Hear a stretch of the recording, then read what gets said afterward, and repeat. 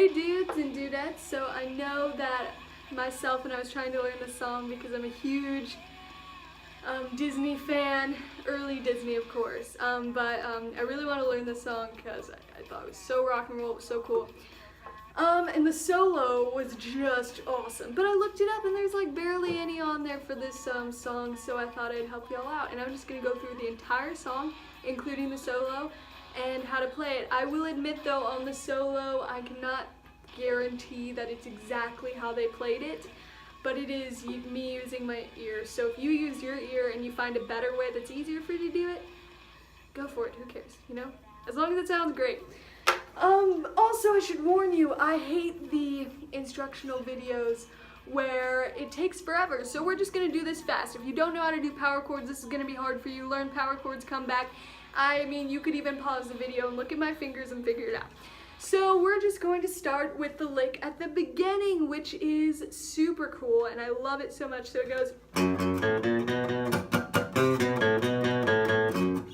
So we're gonna do that, and that's gonna be easy. So E string, 2nd fret, go for it. Twice, open, A. Got that?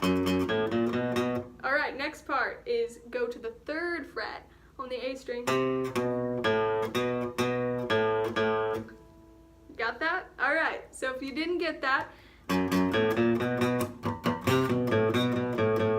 there you go. You can pause the video and look at it. But also make sure when you get to this part, you do a little palm muting. And I recommend doing it mainly on the E string because it kind of gives a similar like sound that they have on the recording if you just kind of lightly palm mute the E string and are like. Anyways, so that's basically the riff, and then you do a walk down kind of at the end on certain parts because you know the bass does that and then the guitar kind of goes over it. So you do this kind of like near the end, which is super easy. So A string, E fret, walk down a half step, then open, then hit that again. You got it. All right. Now we're going to go to the on and on and on part. So that part is going to be F sharp on the E string. So right here, 2nd fret.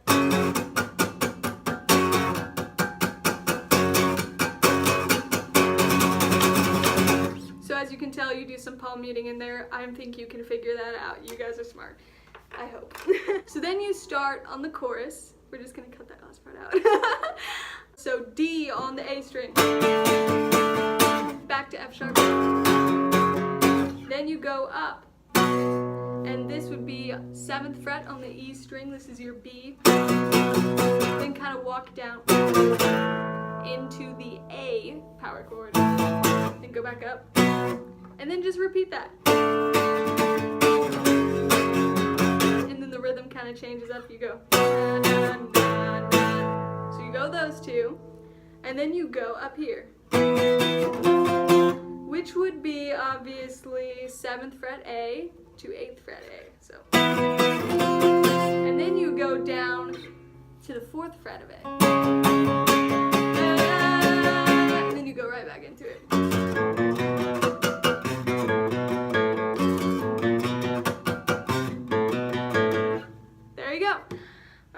And then that just kind of does that for a while, and then the solo. Okay, I'm just gonna tell y'all right now, the solo I've not practiced in a while. I'm just gonna switch guitars real quick. Solo time! Okay, so the first thing that this solo starts with is the easiest thing in the whole song. Take your pick, turn this on its side. Is this on? And for some reason my volume isn't up. Take your pick, turn it on its side. Easiest part of the whole song, or you can just go right on for it. After that, there's the obvious. Easiest, start on the D string, go to the 4th fret 3 times, then pull off to the 2nd fret. And then you take that and you pull off, open. And then you just hit back on the 4th. So from there, then you just slide up here to the 9th fret still on the D string and bend it. You bend it up, then you go down a whole step and then to the A string and hit the 9th fret there. From there you go to the B string and you go on the 10th fret and you bend it. And come back down. You want to hit the down note on there. And then you go to the 8th fret. Then walk down a half step. And you do that by, just make sure you add lots of vibrato, by the way. Go here and you go down to the 9th fret on the G string. Then go down a whole step for a little bit and then just slide back up to the 14th fret. And then from there, things get really fun. That part is super fun, which is our next part, so cool. B string, let's go. All right. 17th fret, you bend up. And you again want to hear the down, I don't know what they call that, bending it down part, the regular note. And then go down a whole step, and then a half step. Then you go onto the G string, 16th fret. Onto the G string, 16th fret. Then go down a half step.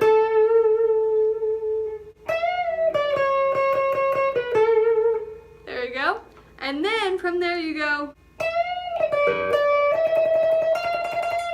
So that is again on the B string, 17th fret.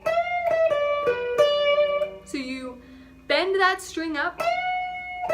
Again here, down a half step. Then go to the G string, right in between the double dots right there, which would be 16.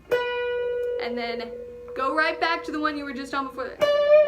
And then the fun thing happens, you get to do a little bit of surfy picking right there, and you go to the, again, 17th fret, B string, and then go up a half step.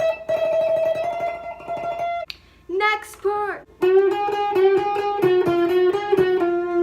So for this part, you go to the G string and you get right before the 12th fret, which is obviously the 11th fret, and you bend it, and then after you bend it, which I would recommend using 2 fingers, then you go to the B string on the 9th fret. So it's a typical riff.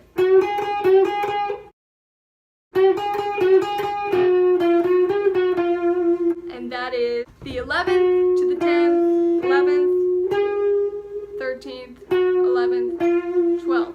You got it. Finally, you get the gain back, you little fatty. Okay, so for the ending part, you can do the bending thing. It sounds way cooler, but I always do this.